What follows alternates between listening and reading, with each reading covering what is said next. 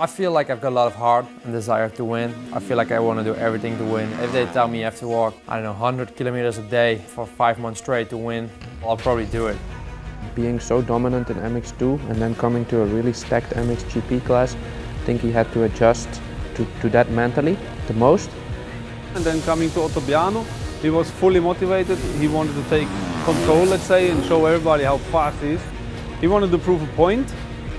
Maybe too bad, so was a bit going too wild and went down and broke the hands. Then I already seen a crack in the bone. I was like, oof, that's not good, my man.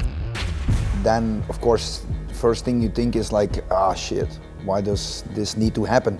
But I strongly believe often that everything happens for a reason. We never had the stress situation of a race where there's other guys, public, and you want to prove yourself and you forget a little bit how you should ride. And that made the expectations for the season a little bit more realistic. He was looking in the mirror and looking like, what, we're down to scratch, what do I need to do to get better?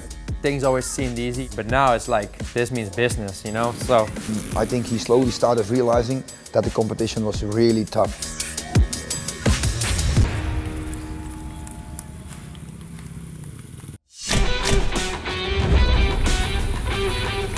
The biggest step in the beginning was to stay out of the high RPMs. you used to rev the bike and shift a lot, like second, third, fourth, down, back, all like that.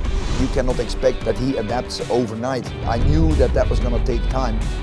Of course, there was a lot of things on the bike, but I think the combination of Jeffrey's mindset and mental state where he was in, that compromise between him and the bike was important.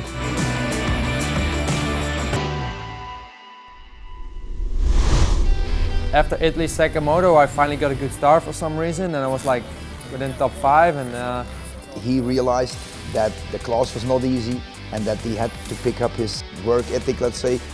It was just a snowball that we needed time. Of course, Latvia, the win. When you get a win, that's always better than a good moto. So somehow he found his groove, he put it together, and you could see the old Jeffrey riding a bike again. He was much more loose, not so crampy, and it was just his style, and it was good to see that coming back. Yeah, I think this was a big turning point, and then the realisation, okay, we've got over the hump and got over the injury, and then, yeah, we're starting to come back.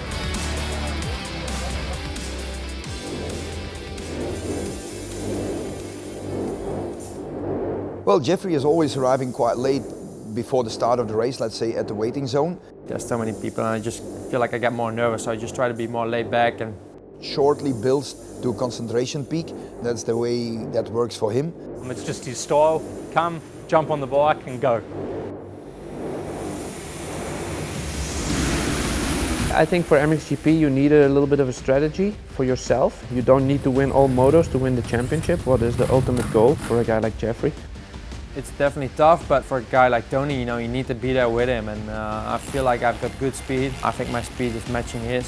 Definitely on some tracks he might be faster, some tracks I might be faster, but maybe sit behind Tony and look a little bit, and then okay, make his move at the last laps or whatever like this.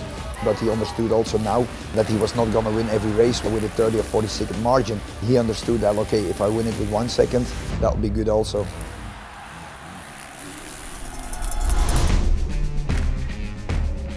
Definitely, I feel like this year I made a big improvement to get into a new class, and I've seen kind of everything this year: injuries, highs, lows, winning, losing, battling for wins, also battling for 15. I've pretty much been through all this year, and yeah, this year was a tough one, but also a strong one where I learned a lot. But next year it's all fresh start again, and we'll do it all over and learn a lot. So hopefully make the team proud, make myself proud, and go for the championship.